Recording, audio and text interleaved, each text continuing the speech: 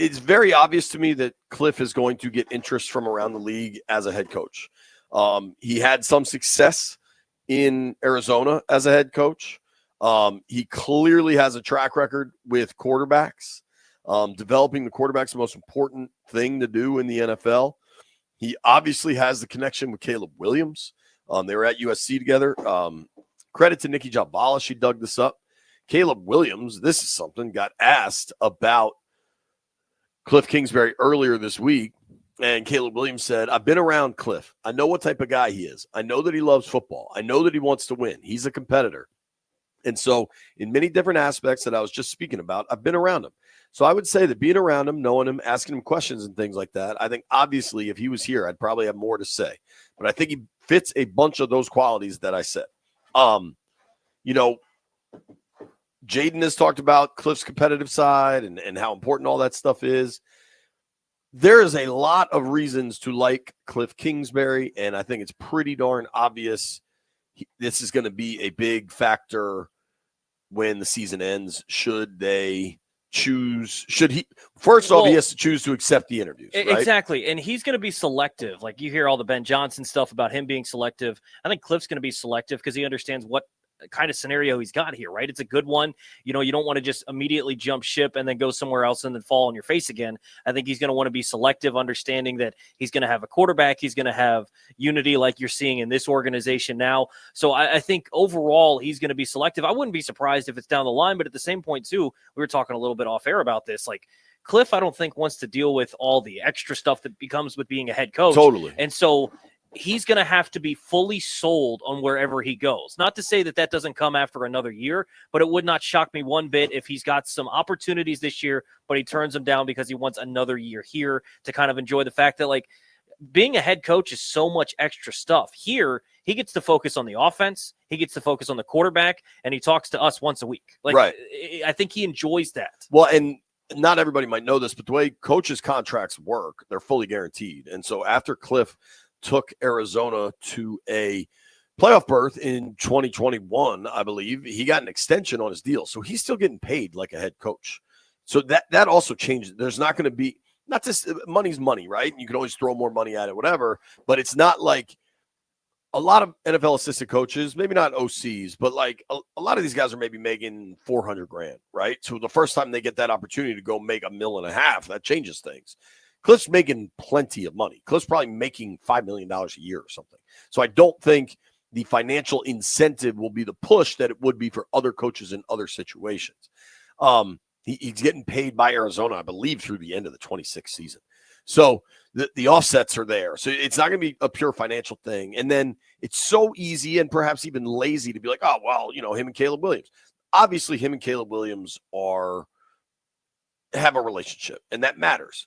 But he didn't have a relationship with Jaden. He told us that. I asked him last week or something about, has anything with Jaden ever surprised you? And he's like, yeah, I watched the tape, and it was some of the best I've ever seen, but I never knew the dude. Now I know the dude. I know what a great guy he is.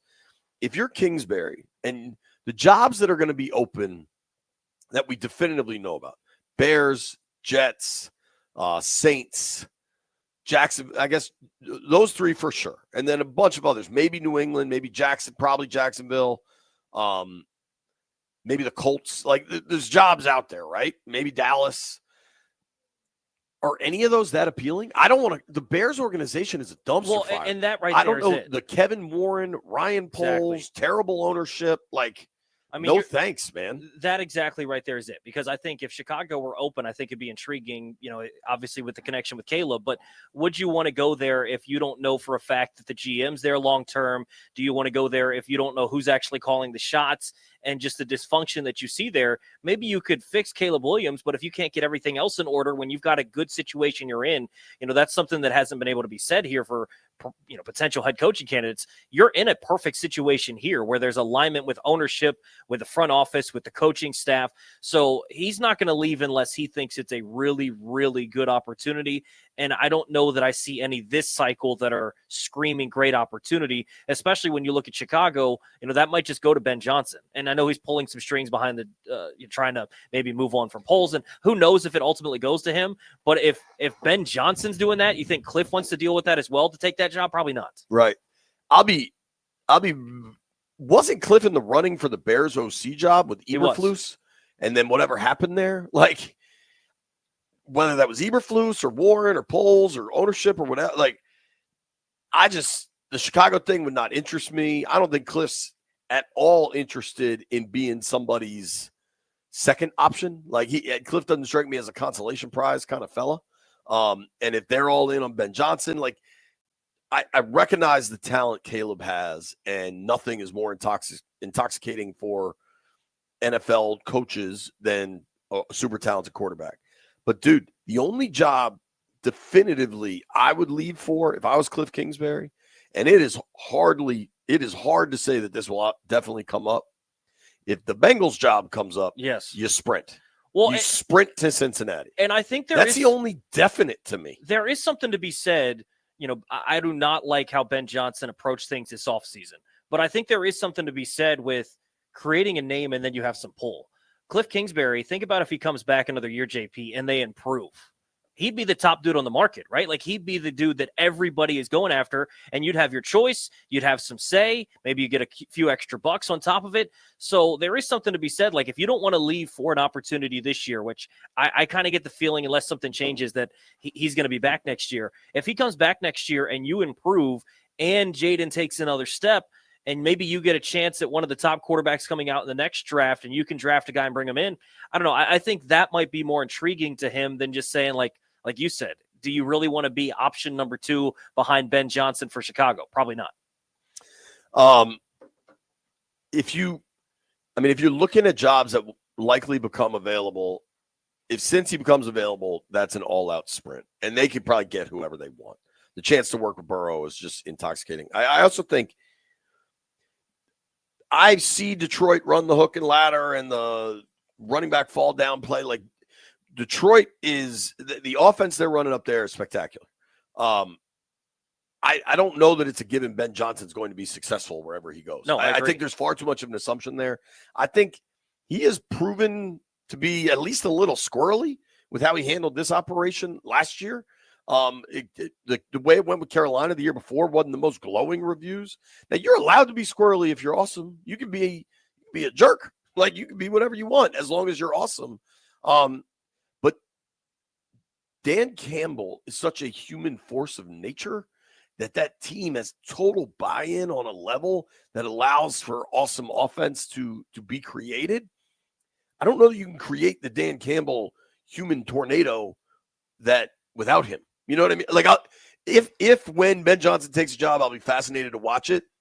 But I think for like the film nerds that just get erect watching Ben Johnson call plays, like I think it's hardly a given that that's going to work on his own. And by the way, to a lesser extent and not as crazy and meathead like Dan Quinn's done that here, right? Like he's got buy-in from everybody. Right. Everybody talks about Quinn that way. So it's a different style, but everybody feels that way. So, Kliff doesn't have to go anywhere to feel like he's in a perfect spot. Yeah, I think it's like during the Redskins glory years, Joe Gibbs had Richie Pettibone kind of forever. Like I don't remember exactly, but it seemed like Pettibone was the defensive coordinator the whole damn time. And it worked so well. And finally, Joe stepped down and Richie got a year and it went bad. But that doesn't happen anymore. Like, I don't think Kliff's going to be here for 10 years as the OC. No. Well, I think he could be back again next year. A lot of times it's dudes that have failed multiple times or it went so bad the first time that end up like that. Like Spagnuolo is going to be in Kansas City for who knows how long because he never gets interviewed anymore. But it always seems to happen. Kliff's not But there. He also realizes, what Spags realizes now in KC is, this is pretty dope and I'm winning Super Bowls and maybe I want to exactly right. It would have to be the perfect job to leave.